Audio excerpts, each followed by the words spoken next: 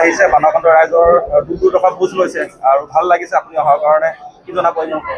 হয়, আমি যোৱা কালিৰ পৰা আপোনাৰ যোৰহাট, গোলাঘাট আপোনাৰ চব মানুহক সাহায্য প্ৰতিবাদ কৰিব লাগে। আমি সাহায্য কৰি ইয়াত আহিছোঁ। এতিয়া নাজিৰা আহি পেলাই নাজিৰাৰ অৱস্থা খুব বেয়া।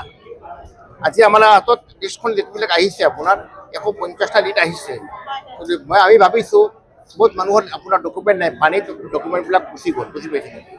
এতিয়া আমি চবক কৈছে আমি সময় ল'ম আৰু চব পৰিয়াল নাজিৰাত যেনেতেন হওক আমি ছাৰ্ভে কৰি ডকুমেণ্ট আনি পেলাই আমি অপেক্ষা কৰিম যে সকলোৰে একাউণ্টত আমি পইচা দিম। আৰু যিসকল লিষ্ট আপোনাৰ ডকুমেণ্ট আহি গ'ল আমি অতি সোনকালে 3 দিনৰ ভিতৰত সেইটো সকলো পইচা 10,000, 7,000 আৰু 5,000 আপোনাৰ অৱস্থাটো দেখি পেলাই আমি এটা লিষ্ট বনাইছোঁ, ছাৰ্ভে কৰিছোঁ। আমাৰ ইয়াত 30জনীয়া টীম জমিয়তৰ অসম ৰাজ্যিক জমিয়তৰ তৰফৰ পৰা ফাউণ্ডেশ্যনৰ পৰা 30জনীয়া টীমে ছাৰ্ভে কৰি আছে, কাম চলি আছে। আমাৰ ইয়াৰ লোকেল জমিয়তুল উম্মাৰ টীম আছে, নাছিৰ ভাই আছে, চবেই আপোনাৰ শিৱসাগৰৰ টীম আছে, আমাৰ গোলাঘাটৰ টীম চবেই ছাৰ্ভে কৰি আছে, সহায় কৰি আছে। প্ৰত্যেক নাগৰিক মঞ্চ হওক, নাগৰিক কমিটি হওক আৰু ছ'চিয়েল ৱেলফেয়াৰ হওক চবে আমাক সহায় কৰি আছে। এই সহায়ৰ কাৰণে আমি আপোনালোকে ইয়াত আহিব পাৰিছোঁ, লিষ্টখন বনাব পাৰিছোঁ। কিন্তু এটা কথা মই খালি অনুৰোধ কৰিম, যিসকলৰ ডকুমেণ্ট দিছে, ডকুমেণ্ট লেফ্ট আছে, আপোনাৰ এই ডকুমেণ্ট আমাৰ ফাউণ্ডেশ্যনত যদি যায় যে আমি ডকুমেণ্টবিলাক পূৰা পাৰফেক্ট হ'ব লাগিব। কিন্তু অতি সোনকালে ডকুমেণ্টটো ৰেডি কৰা ভাল। যিবিলাক আমাক দি দিলে আমি দি দিম। আমি আমাৰ এইবিলাক দেখি আমাৰ হাতত আমি দিছোঁ। অসমৰ পৰা আনফাৰ ফাউণ্ডেশ্যনে 1,25,00,000 টকা আমি ঘোষণা কৰিছোঁ।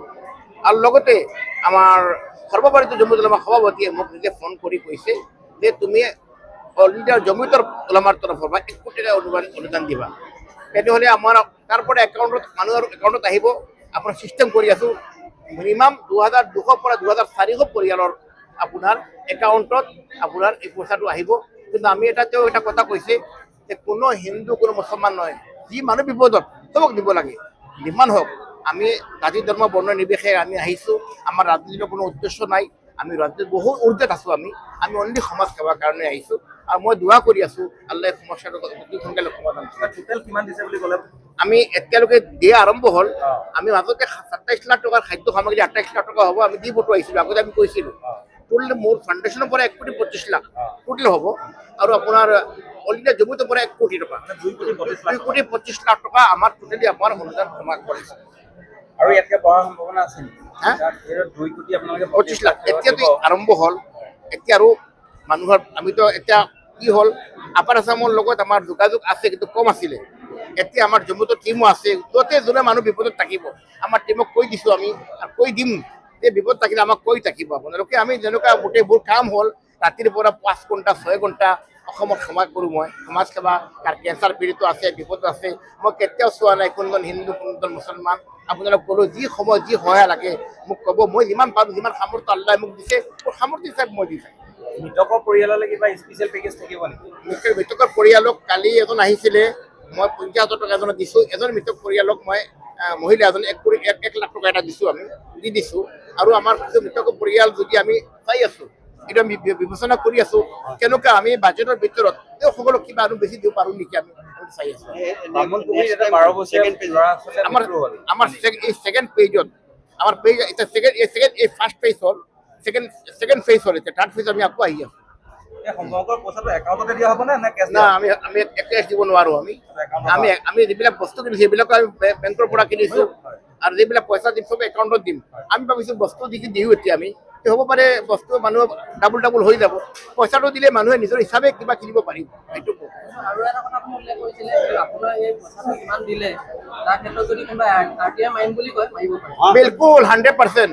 মই আজি কৈ গৈছোঁ মোৰ আনফাৰ ফাউণ্ডেশ্যনৰ পৰা 1,25,00,000 1 মাহৰ পিছত আপোনালোকে মোক RTI মাৰি এক তত্ত্ব সহকাৰে আপোনাক দিম ইনশাআল্লাহ তাআলা। দাদা আৰু এটা কথা আছে, যি আনফাৰ চাৰ্ভাৰ যি সহযোগ অৱদান আমাৰ বানপীড়িতসকলৰ মাজত অৱদান আগবঢ়ালেহি, আমি তাৰ বাবে ধন্যবাদ জনাইছোঁ। তেওঁ কিমান পাৰ্শ্বদেশত থাকিও পেলাই আমাৰ নিজৰ যি উজনি অসমত যিখিনি আমাৰ বৰ্তমান বানৰ পৰিস্থিতি এনেকুৱা ভয়াৱহ, যিটো নেকি আমি পৰিস্থিতিৰ কাৰণে কোনো মানুহ আমি মানে এনেকুৱা সৃষ্টি হ'ব বুলি কোনো দিনে ভবা নাছিলোঁ। তেনেকুৱা এটা পৰিস্থিতিত মানে আজিও ইণ্টাৰনেশ্যনেল পৰ্যায়লৈকে গ'ল এই বস্তুটো। তাৰমানে কিন্তু আমি আমাৰ ফালৰ পৰা যিমানখিনি পাৰোঁ যিখিনি পাইছিলোঁ আমি নাগৰিক সমিতিৰ পৰা আৰু হিউমেন ছ'চাইটিয়ে আমাৰ আনফাৰ চাহাবৰ যিখিনি সামগ্ৰী পঠিয়াইছিলে আমি ভালদৰে বিতৰণ কৰিলোঁ আৰু তেওঁক অশেষ ধন্যবাদ জনাইছোঁ এই সময় বিপদৰ সময়ত আমাক সহায় সহযোগ কৰাৰ বাবে আগলৈও তেখেতে কৰি যাব আমি আমাৰ নিষ্ঠাবানভাৱে কৰি যাম বুলি আমি আপোনাক প্ৰতিশ্ৰুতি দিলোঁ আমি যাতে আমি এইখিনি বহুতোখিনি আশাবাদী যাতে সকলো মানুহে যাতে ইয়াক সহযোগ কৰক কোনো হিন্দু মুছলিম নানিব আমি খালি মানুহ হিচাপে আপোনালোকে আহিলে জুবিন দাই যিখিনি কৈ থৈ গ'ল সেই হিচাপে আপোনালোক চবেই আগবাঢ়ক মোৰ মাত্ৰ ক'বলৈ সেইখিনিয়ে আছে তাকে নাই